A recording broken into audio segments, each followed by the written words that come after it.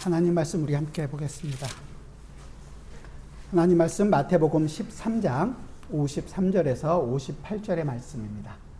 하나님의 말씀 마태복음 13장 53절에서 58절 귀하신 하나님의 말씀을 귀 기울여 들어주시기 바랍니다. 예수께서 이 모든 비유를 마치신 후에 그곳을 떠나서 고향으로 돌아가서 그들의 회당에서 가르치시니 그들이 놀라 이르되 이 사람의 이 지혜와 이런 능력이 어디서 나느냐? 이는 그 목수의 아들이 아느냐? 그 어머니는 마리아, 그 형제들은 야고보, 요셉, 시몬, 유다라 하지 않느냐? 그 누이들은 다 우리와 함께 있지 아니하냐? 그런즉 이 사람의 이 모든 것이 어디서 났느냐 하고 예수를 배척한지라. 예수께서 그들에게 말씀하시되 선지자가 자기 고향과 자기 집 외에서는 존경을 받지 않음이 없느니라 하시고 그들이 믿지 않음으로 말미암아 거기서 많은 능력을 행하지 아니하시니라. 아멘. 13장 우리 지난주까지 봤던 모든 내용들은 예수님께서 하나님 나라의 그 비유의 말씀, 하나님 나라가 어떤 것인지 하나님 나라를 비유를 통해서 말씀을 하셨습니다. 그리고 그냥 그렇게 가르치시고 끊는 것이 아니라 예수님께서는 계속 예수님의 사역을 계속하고 계십니다. 조금 전 이 내용들을 어떻게 보냐면 예수님이 산상수훈에서 5장부터 7장까지 가르치셨고 그 이후에 8장 9장에서 그게 어떤 건 능력인지 8장 9장의 능력을 어떤 것인지를 보여주셨고 이렇게 계속해서 예수님께서는 하나님의 나라를 많은 사람에게 알려주셨습니다. 오늘부터 이 13장 53절부터 17장까지 전체적인 내용이 어떻게 보면 이 구절, 마태복음 전체 구절로 본다면 이 마태복음의 네 번째 이야기에 해당됩니다.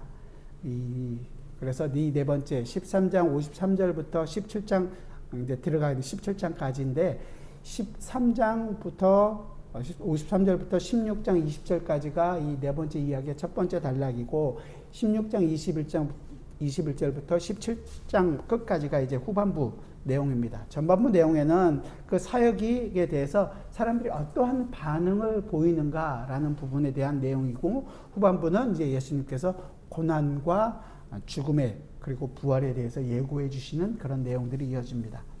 예수님의 사역이 점점 후반부로 가면 갈수록 예수님을 받아들이고 인정하는 사람들이 많아지는 것이 아니라 오히려 더 예수님을 반대하고 예수님을 거역하고 예수님을 어떻게든지 좀 끌어내리려고 하는 세력들이 많아졌습니다.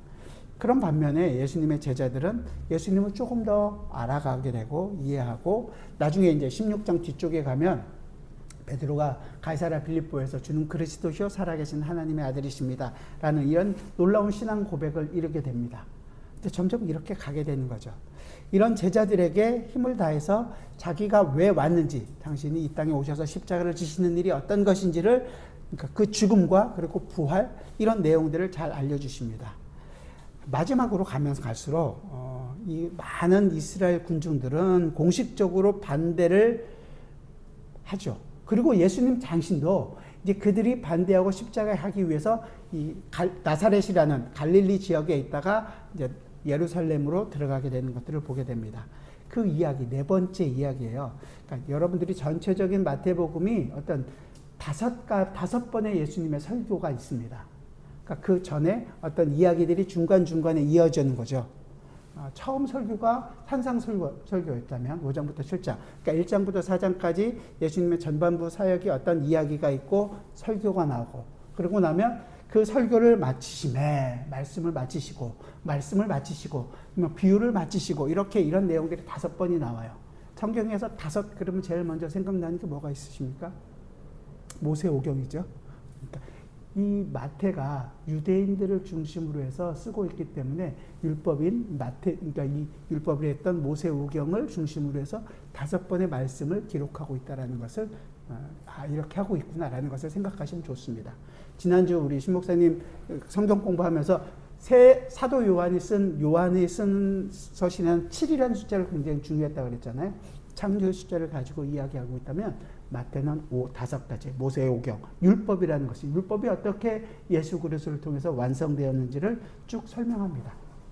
지금 성경 공부 시간이 아니니까 제가 그것이 어떤 설교들이 있는지를 여러분들이 나중에 말씀을 마치심에 오늘 이렇게 시작되잖아요. 이 내용들이 5번이 나온다는 사실들을 기억하시고 그 이후에 이제 어떻게 그 내용들의 이야기들이 이어져 가고 있는지를 살펴보시면 마태복음을 읽을 때 우주는 또 다른 즐거움이 있지 않을까 생각합니다. 말씀드린 것처럼 오늘 본문은 이제 4번째 이야기 가운데 첫 번째 부분이 시작됩니다. 그 첫 번째 내용이 뭐냐면 고향에 가서 말씀을 전하셨는데 고향 사람들로부터 배척을 받는 사건입니다. 지난주까지 우리가 살펴봤던 13장까지 비유장을 통해서 제자들에게 하나님의 백성들에게 하나님의 나라가 어떤 것인지를 잘 가르쳐 주셨습니다. 이를 통해서 예수님께서 이제 그들이 어떤 제자가 되고 어떻게 준비해야 되는지를 알려주신 거죠. 마지막에 이 모든 것을 깨달았느냐? 제자들 대답이 어떻게 했죠? 그러하오이다. 다 알았다 라고 얘기합니다.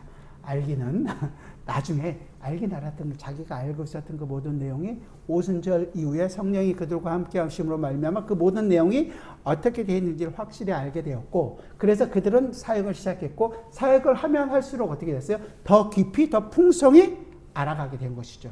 우리에서도 역시 마찬가지입니다.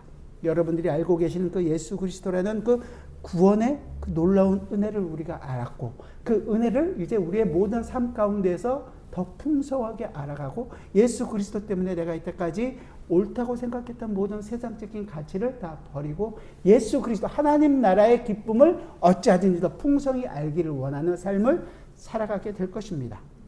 이렇게 제자들을 준비시키신 이 예수님께서는 계속해서 당신이 갖고 있었던 그 사역을 감당하십니다. 이 일을 위해서 제일 먼저 하신 곳이 바로 고향인 나사렛으로 가셨어요. 우리가 존경하고 있는 클라인 교수가 연구했던 그 모든 내용들을 우리가 생각한다면 그분이 얘기했던 것들은 하나님의 나라가 단순히 그냥 역사 속에서 이 흐름 속에서 피어나고 이렇게 나타나는 것이 아니라 하늘의 영광이 역사라는 시공간, 우리가 지금 갖고 있는 이 시공간에 강력하게 인트루전, 침입해 들어오는 사건이라고 얘기하셨거든요. 그렇다면 지금 예수님께서 나사렛에 가셔서 아주 지극히 작은 동네, 자기 고향을 방문하는 사건이 고향 방문 사건, 금이환양 이런 것들이 아니라 역사 속으로 역시 이것도 침입해 들어오는 사건으로 이해할 수 있는 것입니다. 하지만 그 찬란한 침입 앞에서 이 고향 사람들은 도리어 눈이 멀어버렸습니다. 굉장히 비극적인 반응을 보인 것입니다. 예수님께서 고향에서 배척을 받으셨습니다. 주님께서는 그들이 믿지 않음으로 인해서 어떻게 했다고 그래요? 그곳에서 많은 능력을 행하지 아니하셨다고 얘기하십니다. 그렇다면 예수님께서 왜 이 고향에서 배척을 받으셨을까? 이 사건을 통해서 이 마태는 당시 유대인이나 예수님의 사역이 이런 것이다라는 것들뿐만 아니라 어떤 것을 전하고 싶었을까?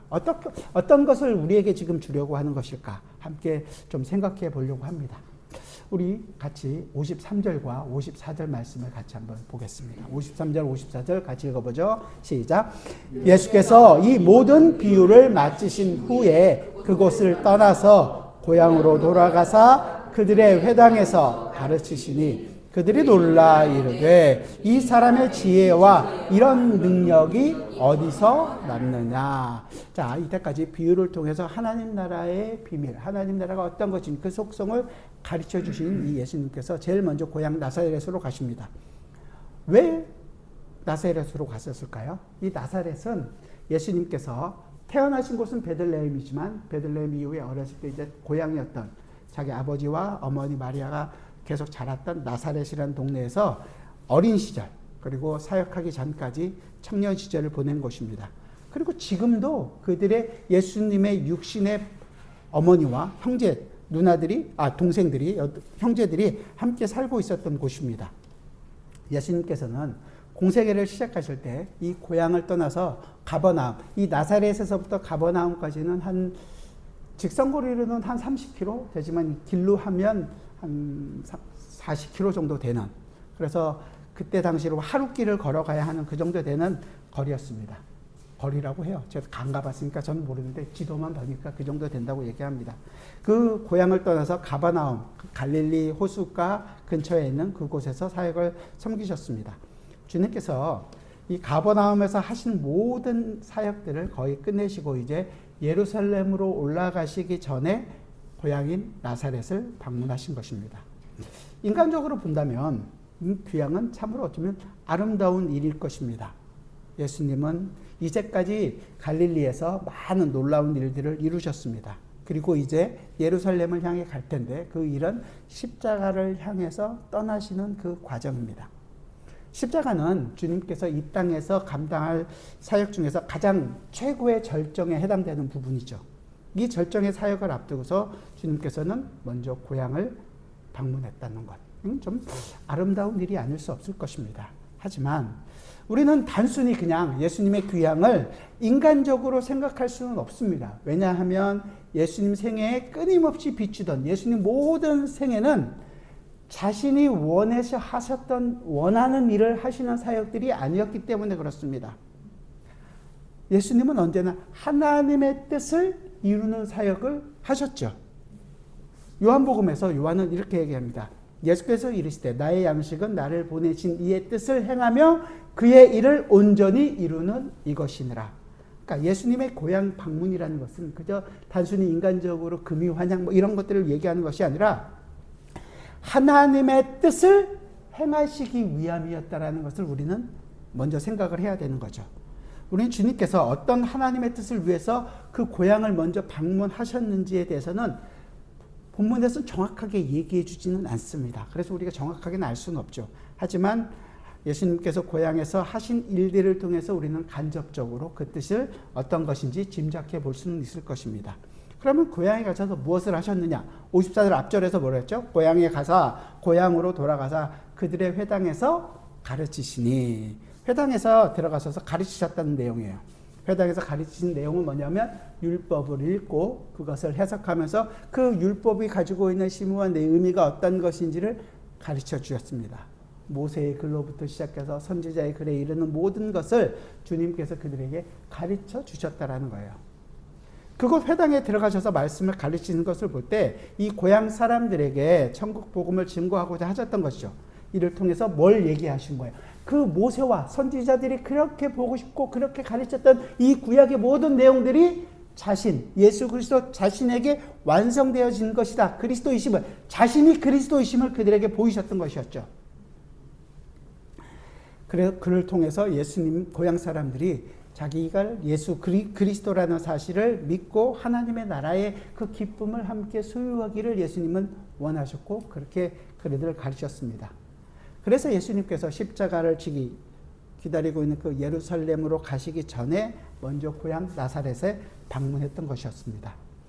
그런데 이 예수님의 가르침에 대한 고향 사람들의 반응은 어땠을까요? 저희가 예수님의 가르침을 보고 심히 놀랐다고 그랬죠. 그들이 놀라 이르되, 이 놀랐다는 것은 뭐 깜짝 놀랐다 이런 것이 아니라 와 그리스도구나 이런 것이 아니라 아니 저 사람이 왜 저런 얘기를 할까? 어디서 저런 것을 알았지? 이런 거죠.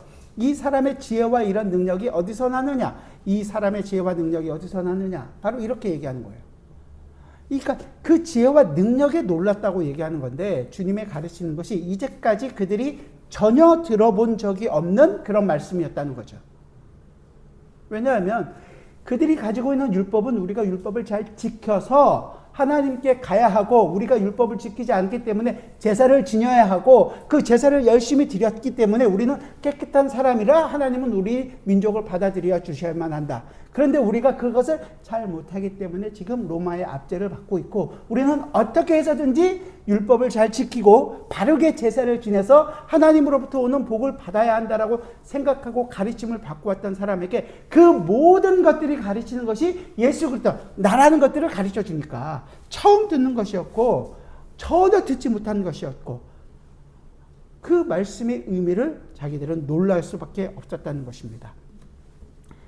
그 말씀들이 그 예수 그리스도 자신을 가르쳐주고 있다라는 사실들을 전혀 이해하지 못했던 것이죠. 마지막에 예수님께서 부활하신 이후에 엠마오를 하는 두 제자에게 나타나셔서 말씀하셨던 것들을 기억해 보세요. 미련하고 선지자들이 말한 모든 것을 마음에 더디 믿는 자들이여 그리스도가 이런 고난을 받고 자기의 영광에 들어가야 할 것이 아니냐 하시고, 이에 모세와 선지자의 글로 시작하여 모든 성경에 쓴 바, 이 모든 성경 구약이겠죠. 이거 율법입니다. 율법서 쭉 다 모든 구약, 모든 성경에 쓴 바 자기에 관한 것을 자세히 설명하십니다.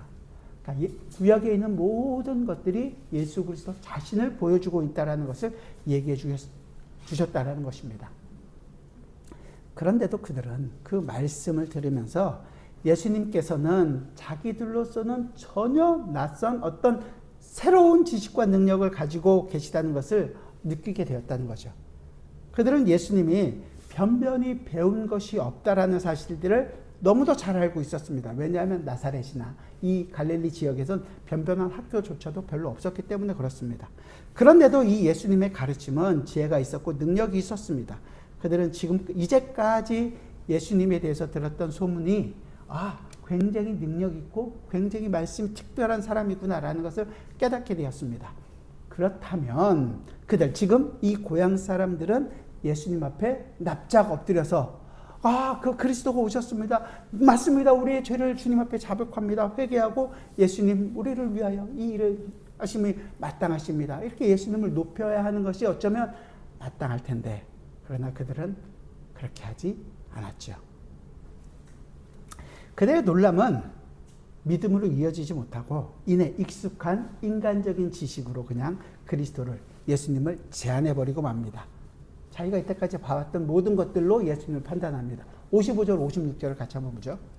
55절, 56절입니다. 같이 읽어봅시다. 시작. 이는 그 목수의 아들이 아니냐? 그 어머니는 마리아, 그 형제들은 야고보, 요셉, 시몬, 유다라 하지 않느냐? 그 누이들을 다 우리와 함께 있지 아니하냐? 그런즉 이 사람의 이 모든 것이 어디서 났느냐고. 예수님의 이 아주 하늘로부터 오신 이 분의 기원, 하늘 보좌로부터 오신 하나님의 아들이라는 권세를 그들은 보지를 못했습니다. 왜냐하면 자기가 이때까지 눈으로 보고 있었고 이때까지 경험하고 있었고 자기와 함께하고 있었던, 그러니까 육체적인 배경, 가난한 목수의 가문에 있는 외부 조건에만 그들은 매몰돼서 그를 바라보고 있었기 때문에 그렇다는 것입니다. 그렇다는 것은 그들은 창조주 하나님의 맺으신, 어떻게 보면 언약 가운데 있는 그 실체가 눈앞에 와 있음에도 불구하고 자신들이 가지고 있었던 고정관념적인 그 생각들, 어떻게 보면 일반적인 은총의 영역에서 익숙함에 갇혀서 하늘로부터 지금 종말이 시작되고 있다는 그 완전한 현실을 놓치고 있는 것이었죠. 우리 역시 어떻게 보면 예수님을 내 삶을 그냥 적당히 괜찮은 사람으로 만들어주고 내 삶을 많은 사람들이 그래도 이렇게 착하게 살고 바르게 사는 한 사람이구나 라고 인정해 줄 수 있고, 도덕적인 스승, 착하게 살 수 있는, 바르게 할 수 있는 내용들, 이런 것으로 받아들이고 그렇게 살도 괜찮다고 생각한다면 나사렛 사람들이 예수님을 대했던 그 모든 것들과 똑같은 겁니다. 한편으로 얘기해서 완전히 영적으로는 소경인 상태에 머물고 있는 것입니다. 그래서 그들은 57절에서 예수를 배척했다고 얘기합니다. 인간적인 그들의 선입견이 예수님을 배척하게 된 거죠. 이는 그 목수의 아들, 그 정관사가 있거든요. 내가 다 안다는 거예요. 그 목수의 아들이 아니냐. 그 어머니는 마리아, 그 형제들은, 그 사람들을 내가 다 아는 정관사를 다 쓰고 있단 말이죠. 야고보, 요셉, 시몬, 유다, 우리 다 알고 있다. 그 누이들, 우리 가운데 있는 바로 그 사람들이다. 그런즉 이 사람의 이 모든 것들이 그것이 어디서 났느냐. 예수님을 자신들과 똑같은 한 인간으로 봤다는 것입니다. 그들은 예수님을 인간적으로 잘 알고 있다고 생각했습니다. 예수님께서 갓난아기 때부터 어린 소년 시절을 거쳐 청년으로 성장하는 모든 과정들을 그 마을 사람들은 다 지켜봤던 사람들이 있을 것입니다. 그의 어머니, 부친과 모친 다 알고 있습니다. 형제들, 육신의 형제들, 여동생들 다 알고 있을 것입니다. 어릴 적에 예수님께서 아버지를 도와서 목수일을 했던 것들 다 봤을 것입니다. 이처럼 인간적으로 예수님을 잘 안다고 하는 그들이 갖고 있었던 그 상식이 그들로 하여금 예수님을 배척하게 만든 것입니다. 내가 이때까지 맞다고 생각하고 그렇게 믿고 살아왔던 그 모든 것, 세상적인 관점으로 예수님을 바라봤을 때 그들은 예수님을 배척할 수밖에 없었다는 것입니다. 예수님을 자신과 똑같은 사람으로 생각했고 고향을 떠나 가버나움에 잠깐 갔다가 오더니 놀라운 어떠면 지혜와 또 능력을 가지고 얘기하고는 있지만 우리는 그래도 나는 너를 인정하지 못하겠다는 거죠. 그래서 그들은 얘기하는 거예요. 이 사람이 이 모든 것이 어디서 나느냐? 의아해한 것입니다. 예수님의 가르침을 통해서 예수님에게서 어떤 하나님 나라의 모든 것들을 지금 우리가 배우고 있고 바라보고 있다라는 생각을 하는 것이 아니라 자기가 보고 싶은 것대로만 예수님을 바라보고 자기의 눈 있는 그대로만 예수님을 보고 있었기 때문에 예수님을 받아들이지 않고 예수님을 메시아로 그리스도로 받아들이지 않고 배척하게 된 것입니다. 이 얘기는 구약에 있는 구약을 쭉 이어서 생각하고 있는 이스라엘의 관점으로 생각한다면 이 언약 사상을 가지고 얘기한다면 왕이 오신 거예요. 왕이 왔지만 왕을 배척하는 것은 단순히 그냥 거절하는 것이 아니라 이 언약을 깨겠다고 얘기하는 것입니다. 언약적인 반역이 일어나고 있는 것입니다. 우리가 새벽에 요즘에 신명기 묵상하고 있잖아요. 신명기 내용을 보면 언약의 율법의 말씀에 순종하면 어떻게 돼요? 복을 받고 순종하지 않으면 저주를 받는 것. 여러분 기억하시죠? 그러면 예수님께서는 그 언약을 완성하러 오신 진짜 참된 왕으로 이 땅에 오셨습니다. 왕이 친히 은혜의 손길을 내미셨음에도 불구하고 이를 거부하고 배척한 이 나사렛 사람들의 행위는 뭐가 되는 거예요? 언약의 축복 밖으로 자기 자신을 내던져버리는 영적인 파산이 되어버리는 것입니다. 그냥 배척한 것으로 끝나는 것이 아니라 그 영적인 모든 것들을 다 깨어버리는 순간이 되는 것입니다. 가장 가까운 곳에 하나님의 나라를 눈앞에서 마주보고 있음에도 불구하고 그들의 믿음 없음으로 말미암아 그 나라의 백성이 될 수 있는 그 기회를 다 발로 차버린 것입니다. 여기서 예수님을 배척했다라고 얘기하는 것들은 예수님이 걸려 넘어지는 돌이 되었다라는 그런 표현입니다. 걸려 넘어진다라는 그런 의미거든요. 그러니까 예수님은 그들에게 걸려 넘어지게 하는 돌이 된 것입니다. 이것을 볼 때 그들 가운데 그 예수님의 말씀을 듣고 그 지혜와 능력에 단순히 당황한 것이 아니라는 것을 우리는 볼 수 있습니다. 그들은 그들 앞에 계시된 하나님의 나라의 은혜에 직면해서 주님께 잘못된 그 행동을 취함으로 말미암아 지금 걸려 넘어지게 된 것입니다. 놀랐다는 구절들이 분명히 있는데 구체적으로 그것이 어떻게 되어 있는지 설명은 안 되어 있지만 자기가 보고 있는 느끼는 그것과 다르기 때문에 그저 놀란 것인지 이 예수님께서 하나님 나라의 그 모든 것들, 하나님 나라의 그 모든 것을 가지신 구약에서 얘기했던 바로 그 선지자이고 그 하나님의 율법을 온전히 이루실 그분 메시아라는 것을 그들은 인정할 수가 없었다는 것입니다. 인정하지 않은 것이에요. 실제적으로 하나님의 나라가 그들 가운데 뚫고 들어와 있음에도 불구하고 그들은 그들의 믿음 없음으로 그 하나님의 나라를 거부하고 거절하고 예수님을 배척했던 것입니다. 우리 가운데서도 우리가 하나님의 말씀이 우리의 심령에 새겨지고 진리의 말씀이 우리 앞에 놓여지고 있을 때 우리는 이 말씀이 진짜인가라는 생각을 물론 해야 되지만 그 전에 하나님의 말씀 앞에 내 자신을 바로 알고 내가 죄인임을 고백하고 주님 앞에 나의 모든 것을 아뢰며 그 앞에 납작 엎드리고 복종해야 됩니다. 죄를 자복해야 합니다. 그런 후에 그 내용이 어떤 것인지를 더 깊이 알아가고 자세하게 살펴야 하는 것은 물론 그런 일들이 있어야겠죠. 예수님의 가르침을 통해서 예수님에 대한 놀라운 하나님 나라의 본체, 메시아가 지금 있다는 그 실체를 발견하게 됐을 때 일단은 순종을 해야 되는 거죠. 바로 지금이 이 말씀이 선포되고 있는 바로 지금이 그 말씀 앞에 우리가 순종해야 될 때이고 사도 바울이 말로 얘기한다면 지금이 바로 구원의 때요 은혜 받을 때라는 것을 여러분들 기억하셔야 합니다.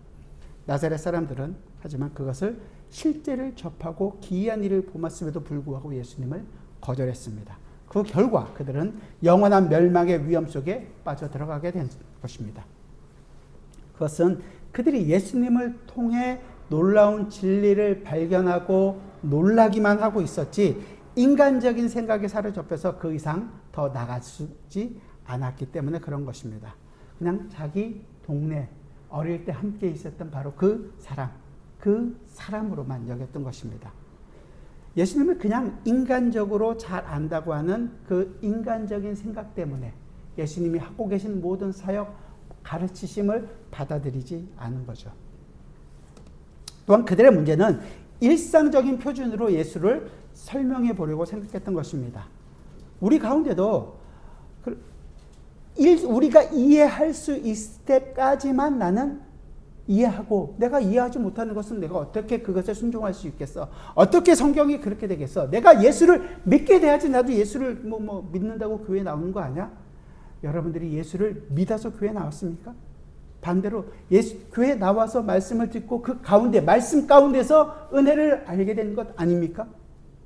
하나님께서 우리의 은혜를 베푸셨기 때문에 우리가 지금 이 자리에 있는 것 아닙니까? 여러분들이 믿어서 이 자리에 온 사람들은 아마 아무도 없을 것입니다. 그러나 만약 우리가 그리스도를 설명할 수 있다면 우리는 더 이상 그 그리스도께 복종하려 하지는 않을 것입니다. 물론 예수 그리스도를, 이 하나님의 말씀을 가지고 잘 설명하고 보일 수 있는, 하나님의 말씀을 온전히 이해하면서 보이는 것은 마땅합니다. 그러나 우리가 그 예수 그리스도를 풍성히 다 보일 수 있는 능력이 우리에게는 없습니다.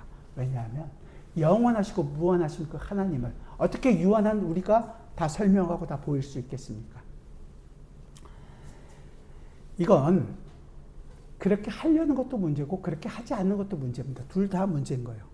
왜냐하면 우리 마음속에는 불신앙이라는 아주 큰 문제가 있기 때문에 그렇습니다. 우리는 하늘의 것을 믿지 않는 습성들을 갖고 있습니다. 나사렛 사람들이 갖고 있었던 모든 모습들이 바로 우리의 모습들과 같은 거죠.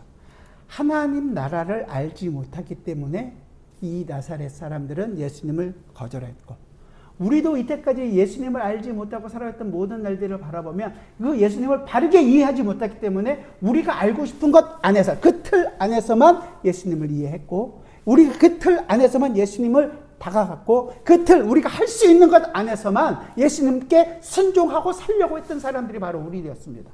그러나 그 예수님은 그런 모든 우리의 배척에도 불구하고 예수님께서 하셔야 했던 그 일들을 예수님의 일생 가운데서 이루어 가고 계십니다. 그 고향에서 배척받으신 예수님은 이 사실을 어떻게 지금 받아들이고 있을까요? 마지막 우리 57절, 58절 말씀을 한번 같이 볼까요? 57절, 58절입니다. 같이 읽어봅시다. 시작. 예수를 배척한지라 예수께서 그들에게 말씀하시되 선지자가 자기 고향과 자기 집 외에서는 존경을 받지 않음이 없느니라 하시고, 그들이 믿지 않음으로 말미암아 거기서 많은 능력을 행하지 아니하시니라.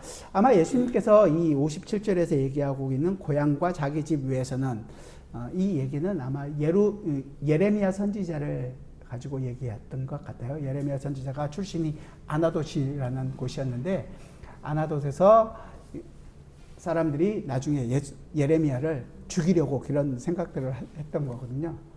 그러니까 그 말씀을 기억하시고 얘기하신 것이라고 생각을 합니다. 예수님은 이런 고향 사람들의 불신앙으로 인해서 고향에서 많은 능력을 행하지 않으셨다고 58절에서 얘기합니다. 여기서 얘기하고 있는 믿음과 능력 행함의 관계가 대해서 우리는 조금 생각해 볼 필요가 있는 거죠. 믿음과 능력 행함에 있어서 상관성은 좀 있는 거죠. 왜냐하면 주님은 우리 신앙에 언제나 응답하시는 거죠. 이때까지 마태복음에서 많은 그 표적들이, 많은 놀라운 기적들이 일어나고 있을 때 그 믿음이 어떤 것을 역할을 하고 있는지를 예수님께서 설명해 준 적이 많습니다. 백부장이 하인이 죽어가고 있을 때 그러잖아요.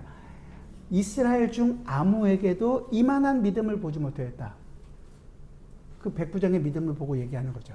그래서 백부장에게 내 믿음대로 될지어다. 그래서 바로 그때 하인이 나았다는 사실들을 우리는 마태복음 8장에서 봤습니다. 9장에서도 중풍병자를 데리고 왔을 때 예수께서 그들의 믿음을 보시고 그 중풍병자를 고쳐주셨다고 얘기합니다. 혈류병 걸린 환자는 어땠을까요? 예수님을 잡았을 때 따라 안심하라. 내 믿음이 너를 구원했다. 그 여자가 즉시로 나았다는 표현 안, 구원을 얻었다라는 표현을 쓰시거든요. 이런 것들을 보면 나사렛 사람들이 예수님의 그 지혜와 능력을 체험하고 그 모든 것을 보고 가르침을 들었음에도 불구하고 그 증거들에 기초해서 그분을 믿기만 하면 됐었는데 주님께서는 그들 가운데 많은 이적을 더 풍성하게 행할 수 있었을 것입니다. 하지만 그 많은 일들을 행하시고 더 말씀을 더 풍성하게 가르칠 수 있었지만 그들은 그 예수님의 가르침을, 예수님이 지금 하고 있는 모든 내용들을 믿지 않았습니다. 그 불신앙으로 인해서 예수님은 자신의 능력을 그곳에서는 보이지 않으시는 것입니다. 그들의 불신앙은 그들 스스로 하나님의 나라를 소유하고 더 풍성하게 알아갈 수 있는 기회 자체를 다 차단하고 오히려 멸망의 길로 접어들 수밖에 없게 만들어 버렸던 것입니다. 주님께서 보여주실 능력이 부족하기 때문에 능력을 보이지 않은 것이 아니라는 얘기예요. 주님은 믿지 않는 자를 억지로 굴복시켜서 그냥 무릎 꿇고 믿어 이렇게 하신 것이 아니라 그 믿음의 언약 관계 안에서 자신을 보이시고 드러내시고 알게 하시고 점점 더 그 풍성함을 알게 하시는 인격적이신 왕이라는 것입니다. 그러니까 우리의 믿음이라는 것이 그리스도의 구속 사역, 예수님께서 이루시는 그 구속의 모든 내용과 하늘의 그 신비한 복을 공급해 주고 있는 우리의 믿음이라는 것이 그것을 받아들이는 하나의 통로로 사용하시겠다는 거예요. 그 믿음이 없으면 그 일을 안 하시는 것이 아니라 할 수 있음에도 불구하고 그 믿음을 사용하시겠다고 얘기하는 거거든요. 그래서 우리로 하여금 믿게 하시는 거예요. 그러니까 결국은 우리가 믿지 않는다는 것은 하늘로부터 내려오고 있는 모든 하늘의 복을 거대한 그 폭포수처럼 쏟아지는 그 복을 어떻게 해요? 가로막고 있는 하나의 그 댐과 같은 막아버리고 있는 것입니다. 그래서는 안 된다는 거죠. 이와 같이 이 나사렛 사람들을 통해서 큰 교훈을 우리는 받게 됩니다. 먼저 우리는 예수님에 대한 인간적인 생각들을 다 버려야 한다는 것을 알게 됩니다. 그리고 무엇보다도 우리가 주님의 은혜와 그 지혜와 능력을 경험하고 체험하게 되었을 때 우리는 반드시 믿음이라는 것으로 응답해야 한다는 거죠. 아, 주님, 내가 모르는 그 모든 것들을 그 예수 그리스도께서 완성하셨군요. 예수 그리스도만이 정말 우리의 구원의 주인, 구원자가 되시는군요. 예수 그리스도께서 진짜 우리와 같은 인간을 몸에 입고 이 땅에 오셔서 주님의 말씀을 온전히 순종하신 그분이군요. 라는 것을 믿음으로 반응해야 한다는 것입니다. 그냥 지적으로만 알고 끝나는 것이 아니라 그냥 그것이 우리의 심장을 따뜻하게 하고 그 심장 때문에 우리로 하여금 이제 나도 예수 그리스도 안에서 이 복음의 기쁨을 누리고 그 하나님의 말씀에 순종하는 삶을 살기로 다짐하고 열심을 내겠습니다. 이 일이 우리의 인생 속에서 일어나야 한다는 것입니다. 그렇게 할 때 주님께서는 더 풍성한 지혜를 우리에게 허락해 줄 것이고 더 풍성한 하나님 나라의 그 복을 우리가 누려가며 살아갈 수 있도록 우리를 이끌어 갈 것입니다. 그러니까 지금 나사렛 사람처럼 우리의 눈으로만 내가 알고 있는 것으로만 내 그 알량한 지식으로만 이해할 수 있을 때까지만 이해하겠다. 이런 모든 것들은 다 버려야 하는 것입니다. 예수님은 그들이 바라봤던 그대로 나사렛 목수의 아들로 이 땅에 오셨습니다. 하지만 그분은 온 우주를 창조하신 창조주이고 우주를 통치하시는 분이고 앞으로 새하늘과 새 땅을 이끄실 위대하신 왕이십니다. 오늘날 우리도 어쩌면 이 나사렛 사람들처럼 나의 이성, 내 경험, 내가 아는 예수라는 고정관념에 갇혀서 주님의 손과 발을 묶어버리고 있지는 않습니까? 예수님은 내 이 어려운 문제를 전혀 생각하지 않으시는가 봐. 이 상황은 기적이 일어나도 안 되는 건 어쩔 수 없나 보지? 이렇게 생각하는 것은 불신앙입니다. 믿지 않는 것입니다. 이 믿음 없음을 다 찢어버리십시오. 우리의 이 초라한 현실 속에서도 강력하게 하나님 나라는 그런 우리를 뚫고 들어오십니다.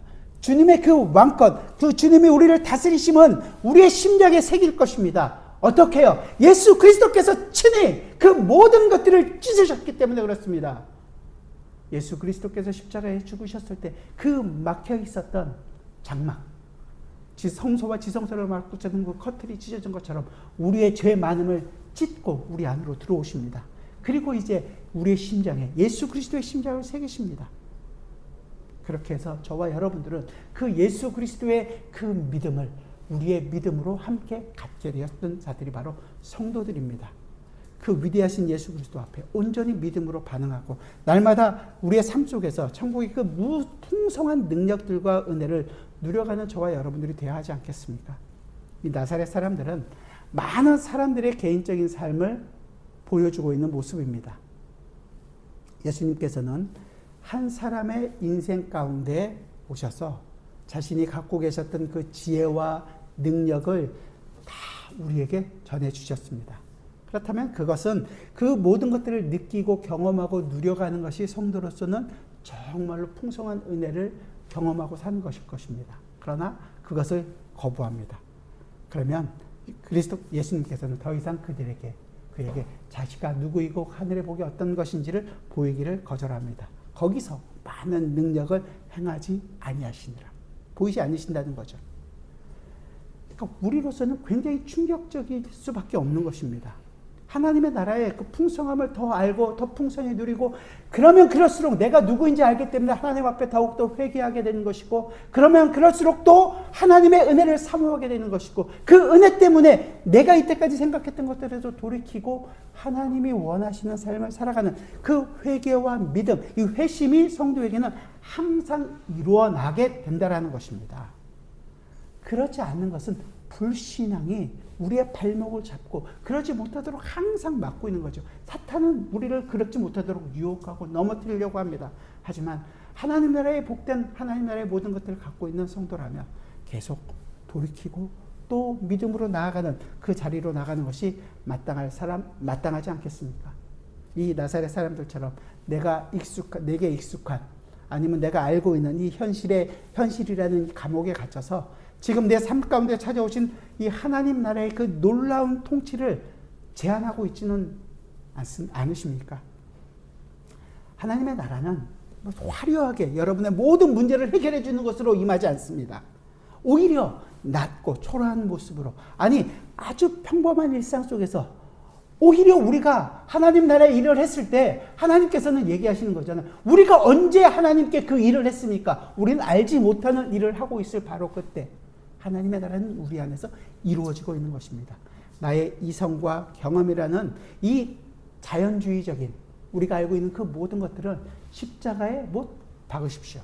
그리고 이 생각의 틀을 깨고 역사하시는 하나님의 이 은혜의 도도한 강물 안에서 나에게 일어나고 있는 모든 순간 나와 함께 하시며 그 은혜를 경험하게 하시는 하나님의 손길이라는 것을 바라보십시오. 그래서 그냥 초라하고 볼품없는 나의 일상이지만 그 안에서도 하나님은 반드시 하나님의 일을 이루어 가고 계신다는 그 믿음의 눈으로 여러분들의 인생을 바라보십시오. 이미 하나님의 나라가 우리 가운데 임하셨습니다. 그리고 날마다 그 풍성한 하나님의 나라를 경험하며 살아갈 수 있는 여러분들이 되시기를 정말로 주님의 이름으로 부탁드립니다. 기도하겠습니다. 주님, 우리가 항상 주님을 우리가 알 수 있는 하나님, 우리가 경험할 수 있고 우리가 느낄 수 있고 내가 믿을 수 있는 하나님으로 제한하고 있지 않습니까? 그래서 하나님이 매 순간 놀라운 하늘의 복으로 우리를 이끌어가고 있음에도 불구하고 우리는 그것을 느끼지 못하고 오히려 하나님을 거역하고 하나님을 반역하고 하나님께 원망하고 불평하고 있을 때가 많은 저희들입니다. 오 주님, 우리를 불쌍히 여겨주셔서 우리에게 임한 이 하나님의 나라에 정말로 풍성함을 매 순간 경험하게 하여 주옵소서. 일상이 지겹고 어떻게 보면 힘이 없고 아무 일이 일어나지 않는 것처럼 보이는 바로 그 순간일지라도 주님께서는 오늘도 우리 안에서 하나님의 나라를 경험하게 하신다는 그 믿음의 눈으로 나의 인생을 바라보고 매 순간을 하나님과 동행하는 참 기쁨을 누리며 살아갈 수 있는 저희 모두가 되게 하여 주옵소서. 예수 그리스도의 이름으로 기도드리옵나이다. 아멘.